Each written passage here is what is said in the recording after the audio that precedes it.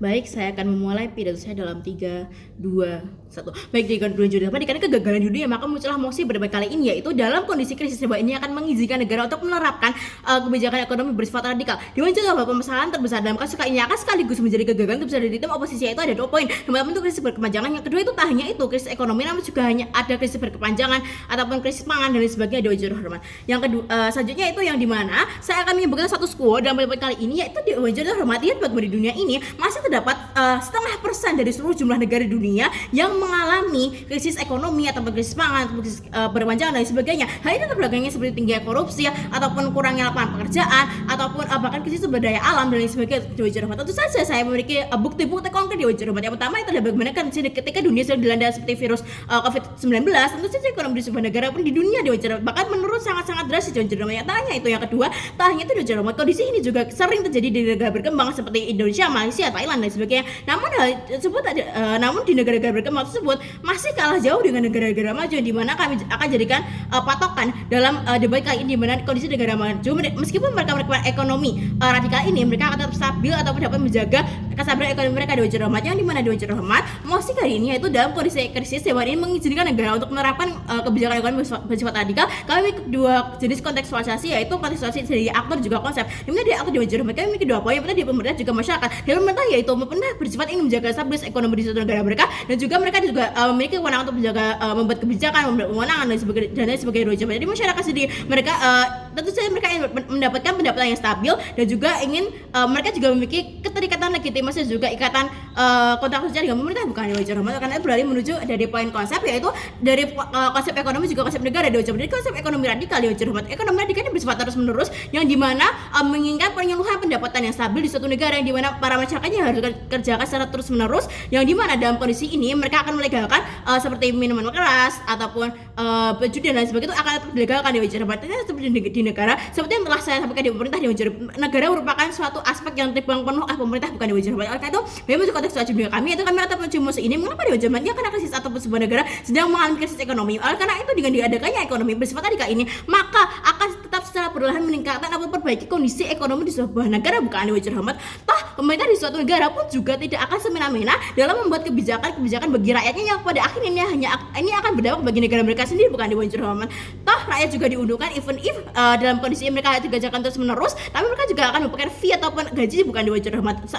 Pendapatan yang stabil, bukan Dewa Juru Hormat. Karena itu menuju ke stance goal kami yang ada 2 poin. Yang pertama itu mengurangi krisis dengan tetap mendukung ekonomi bersifat radikal. Yang kedua itu bagaimana ekonomi bersifat radikal dapat tetap menjaga ataupun meningkatkan kondisi sumber daya masyarakat, bukan Dewa Juru Hormat. Yang selanjutnya itu menuju ke hipotesis, yaitu dari hipotesis itu saja pemerintah akan dilema Dewa Juru Hormat, apakah mereka akan tetap akan menerapkan ekonomi radikal ini ataupun tidak, dikarenakan akan mempengaruhi kondisi normal ataupun moral di suatu negara bagi masyarakatnya, bukan Dewa Juru Hormat. Oleh karena itu berarti menjadi beban BOP ada 2. Yang pertama itu yaitu tidak dengan melaksanakan mosi akan mengurangi krisis ekonomi dan lain-lain di sebuah negara. Yang kedua itu yaitu tidak dengan melaksanakan mosi akan tetap menjaga stabilitas moral dan lain-lain sebagainya. Cara debat yang baik di mana suatu sebuah pembicaraan pertama dapat tetap stand dengan mekanisme argumentasi mereka dan juga mekanisme mereka dan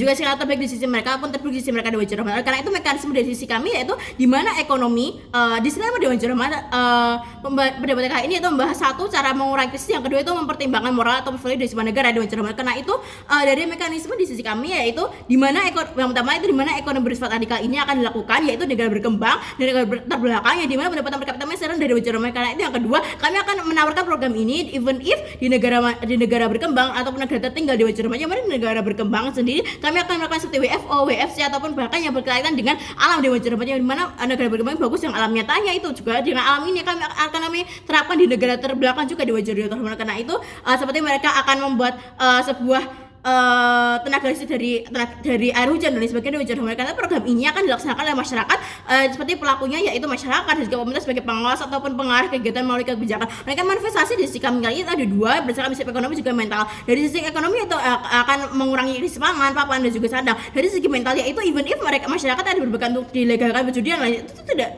mengapa Dewa Juru Hormat. Maka itu dari perjudian tadi hanya hanya disebutkan sebagai pelampiasan karena mereka akan sibuk bekerja Dewan Juru Hormat. Oleh karena itu beralih menuju argumentasi saya dari BOP saya, yaitu argumentasi saya ada BOP yaitu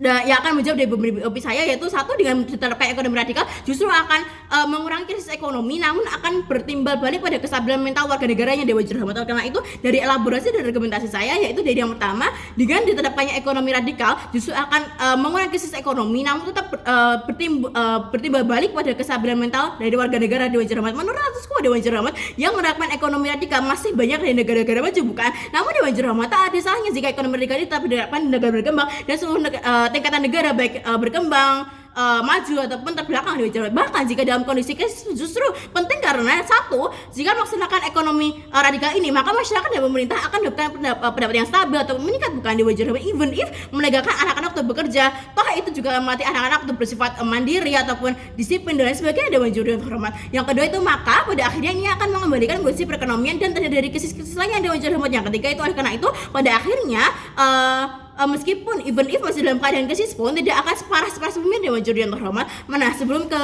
step by step analisis kami akan menjelaskan dampak bagi masyarakat dan juga pemerintah sendiri Dewan Juru Hormat.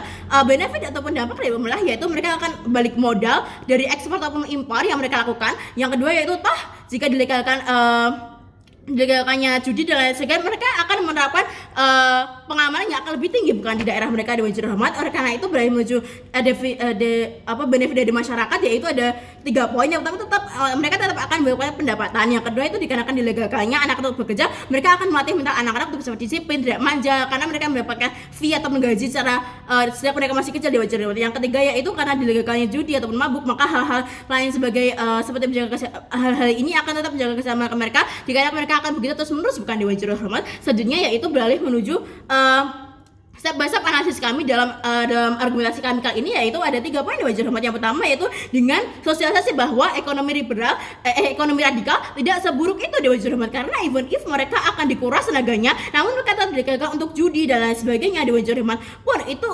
Dan yang ada 2 Dewan Juru Hormat, yang itu pun jika dijabarkan juga bahwa judi ataupun dagang senjata dan lain sebagainya tetap akan dijaga oleh pemerintah, bukan Dewan Juru Hormat. Selanjutnya